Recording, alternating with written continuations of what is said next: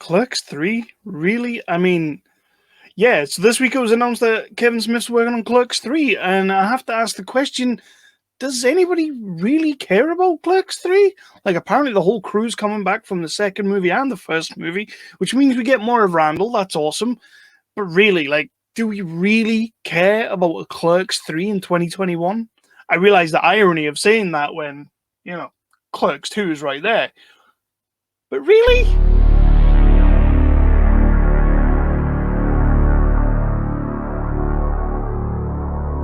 Well, hello everybody and welcome back to Nerdly Out Loud. We have got another episode and we are the official channel of nerdly.co.uk, your favourite British home for all of your news, reviews and exclusive interviews. We like to cover everything from the big budget to the low budget to the no budget. And this one kind of, I don't know where you would class this one. Like, it ain't big budget anymore as such, but it ain't exactly independent neither. Yeah. But we like to cover it all from the big to the low to the no, with a special keen interest on the lower end of the scale. It's where our hearts live, and it's where we just love to find our movies, because let's be honest, most of the gems that you find these days are the lower budget fare. We will be getting into this review in a quick hot minute, which, as you can see from the title of the episode, we are going to be talking about the Forever Purge, the fifth movie in the Purge franchise, a franchise that, let's be honest, I thought was done. After we dipped into the prequel realm with the first Purge and, of course, the TV show, I kind of thought we were done with this. But no, director Everardo Gout decided he was going to come back and he was going to make the Forever Purge. And we'll get into that in a quick hot second. But first of all, I am going to ask you all to be so kind if you like my content. And even if you don't, do it anyway, because that would be awesome. Just support us all. Please do hit that like button, hit the subscribe button, and ding that bell. The bell is a notification bell, and what that does is every time I drop an episode, whether it's an interview or a review, I don't have to come knocking on your door like the postcode lottery and tell you that I have a new episode out. So anyway, that's enough of all that. You don't want to hear all that pimpage. You don't want to hear me. You want to hear what I think about this movie, The Forever Purge. So let's get into it. The annual Purge will conclude in 3, 2, 1.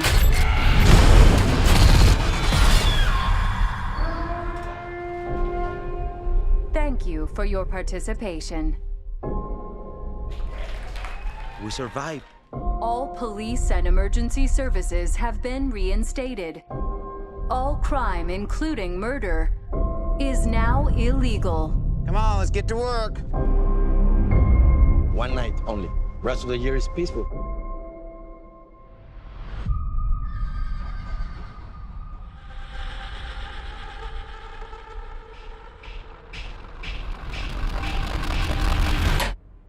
So yes, we are going to follow the usual routine of I will talk about the story and then I will get into the cast and the characters. Then we will talk about what I liked and what I didn't like, moving swiftly on to my finale, which will be final rating for this movie, which is a Nerdly rating, not that of everyone at Nerdly, but it is that of the most important person at Nerdly. So yeah, the Forever Purge. Everardo Gout, director Everardo Gout, has teamed up with James DeMonaco, the original writer of, I believe, most of the Purge movies. They said that this franchise was done. They said when they done the first Purge, that was it. They were going to concentrate on the TV show. But Everardo obviously came up with a hell of a concept and decided it was time. It was time to take the Purge to the streets, which sounds absolutely ridiculous. What I really meant by that was, we're going to have a Forever Purge. The clue is in the title. It is not going to be confined to one day, to one night. It is going to be a whole thing, which is awesome. So basically, that is the story. There's not a great deal to it. It's a very simple story. We've kind of gone back to almost a bottle kind of thing, where we are focusing just on the town of Dallas, Texas kind of thing. And we've got the Mexican border kind of thing not far away. And basically we spend our movie with a crew of characters, maybe 3 or 4 characters that are going to have to survive through the night. But then not only do they have to survive the night, they then have to survive the rest of their lives, which is mad. I remember when The Purge first came out, I loved this concept of we're going to get rid of violence and murder and killing and everything like that by having a night where everybody just gets to let loose.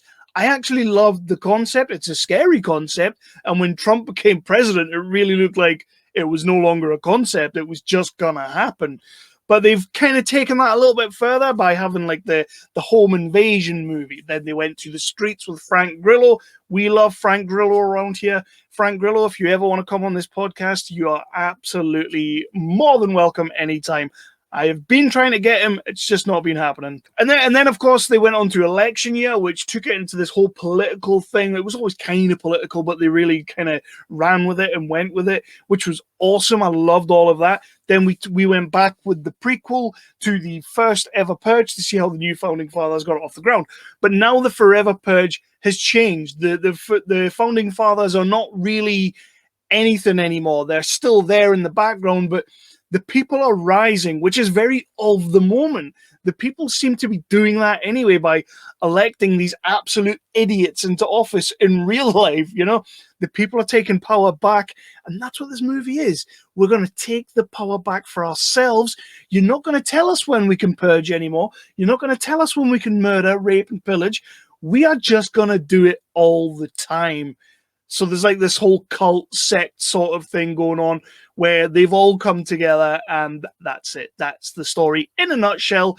And these guys, the main characters that we are going to spend our time with, I actually really like the story. I love the fact that we've broken out of the time frame. Like, I always liked the time frame, but there was always the sense of, when are we going to take it? When are we going to go that step further? When are people going to realize that, yes, okay, they're getting to purge, but really they're just being controlled, and it's by the rich and the elite.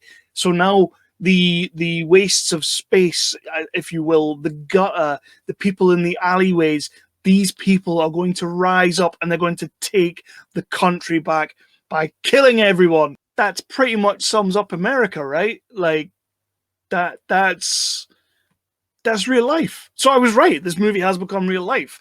So anyway, we're going to talk about the cast and the characters a little bit. I do apologize straight up front because I know I am going to absolutely murder some of these names. So what we're going to do is we're going to start with our leading female, Ana de la Reguera.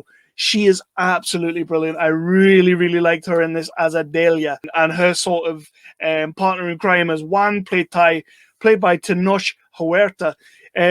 Both of them just utterly fantastic. You got the sense that they were just trying to make ends meet. They were the immigrants who've come to America to escape the cartels and the gangs, and then it turns out, having escaped them, life ain't that much better. By the way, people, like, and in a cruel twist of irony, the only way to survive is to go back there. I love that. That was a nice little. These movies have always been sort of social commentaries, social fleeting commentaries, as I would like to say, and none more so than this movie. I have to say, because we have Trump's wall, which is great, and we kind of have to get back to survival. On to my next character, who I just think is a fantastic actor. I don't think he gets half as much credit as he does deserve, and that is Josh Lucas as Dylan Tucker. I really like Josh Lucas. He's been in many movies that I've genuinely loved this guy, and even like the rom-coms that he does, because he's known for a bit of a rom-com, but I genuinely think as an all-American actor, he is the antithesis of what we are looking for in a leading man. Like, you have your McConaughey's, who, yeah, he can act and he's a bit rough and gruff, but he's also pretty damn sexy. I just think Josh Lucas takes it that little bit further than McConaughey does. He's an actor's actor. I love Josh Lucas, and he's great in this. His father is played by Will Patton. You know Will Patton. You love Will Patton. We all love Will Patton, but he is very much the Anthony Hopkins of this movie. Yes, he's going to give a monologue at some point. He's going to be pretty cool and deliver dialogue like you wouldn't believe. However, there's a good chance he ain't making it past the second act. We all know this. I guess that's not really a spoiler, although it might be. They are pretty much your main four characters. There is an eclectic little group around them. Levin Rambin is fantastic. Alejandro Eda is fantastic. Will Britton is fantastic. I really genuinely like most of the people in this movie. There are one or two quite ropey ones, but that's because they're playing on tropes and they're playing on, like the stereotypes, and that's fine. That's fine. You've got to have them in a movie like this. So it's all good. It's all good. But for the most part, I like the characters. I really do. So what I liked and what I didn't like, there's not a lot to not like because it's a quick movie. It doesn't stay around for too long. It's on point. It's very relevant to today, but it's also quite relevant to, it's set in like 2048 or something, which is pretty cool. Like, I like that. You could very much see that that's where we end up. Hopefully not, but you could see that. I think Everardo, Gout, and James DeMonaco, the writer, they've done a good job with this of making me actually invest in a franchise I guess I was kind of done with.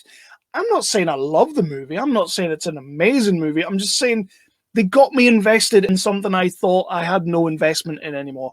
As much as I love the Frank Grillo ones, Anarchy and Election, as much as I love those two movies, I did kind of think the prequel movie, The First Purge, wasn't all that great. It wasn't all that great.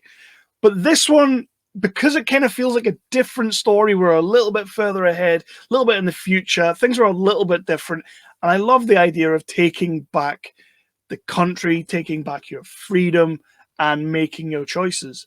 I love that. So, yeah, they've done a great job with this movie. I'm actually really happy with it. What I didn't like, I just think some of the action is a little bit bombastic. I think if you're going to tone it down and if you're going to go back to basics, you kind of have to strike a level, and you can't really go too far over that level. And a couple of times this movie kind of does, where it just gets a little bit like The Last Stand at the Alamo type thing when they're all hiding out in the building. Although it's pretty cool, it's also just like, you've kind of diverted, you've pivoted, you've gone in another direction. That's fine, though. I don't think it's that bad. It just kind of made me go, I really missed the first Purge, the back to basics version of the Purge. I missed it. Another slight negative, and this is a nitpick, is the tropes and the stereotypes. They get a little bit too much. Like when you meet some of the cult people who are going up against the machine, like it's sort of like, are they really going up against the machine? Are they really taking back their freedom? Or are they just a bunch of racists? Like, there are a couple of characters that I think that was just their motivation, was just that they didn't like immigrants because they come up against like some Mexican guys, and they're just the worst kind of people that way. Whereas I was kind of building my theory of this movie on, these are just people who've had it rotten. They've had it bad. They want to step up, and they're kind of going against other people who've also had it bad. So like that class struggle doesn't, I don't know. I don't know. It's a nitpick. Tropes and stereotypes are there for a reason. They tend to work. I just think in this one they leaned in a little bit too hard on it. Lean into what you know, but don't lean in too hard. So yeah, that's what I did and what I didn't like. As for my rating, it's a bit of a strange one because I did really like this movie. The negatives kind of creep in a little bit. I don't really like, I kind of thought we were done with it. I don't know where we're going to go because I guess you now have to take it worldwide. Which I think would be really well explored maybe in a series like the TV show. I think they've got like a season 3, or they've already done a season 3, and I'm pretty sure they're going to keep going with the TV show. And the TV show is pretty cool, to be honest. Like I might talk about that one day. I have seen most of it. I do quite enjoy it. But the way I see the future of this franchise, I think would be better told in TV. Apparently, director Everardo Gout has decided he's got another one in the bag. I hope they only do it if it's right, because this one could have very easily fallen down on the other side. So my nerdly rating, I'm gonna sit on the fence. Actually, no, I'm gonna go a little bit over the fence, and I'm gonna go for a 3 out of 5. It's a very, very solid 3. So solid that you could mistake it for a 4, but I'm gonna stick with a 3. It's a very solid one though. And honestly, Forever Purge. You can't really go wrong with this. Shut your brain off. Give it a watch. There are a few things in there that if you're not really looking for it, they will go over your head, but if you spot them, you're going to enjoy them. It's a very good entry into the franchise, but if you are going to go further, I say bring Frank Grillo back. That's what I say. Bring Frank Grillo back. I want to see that character purging again, or anti-purging, or just rocking it, really.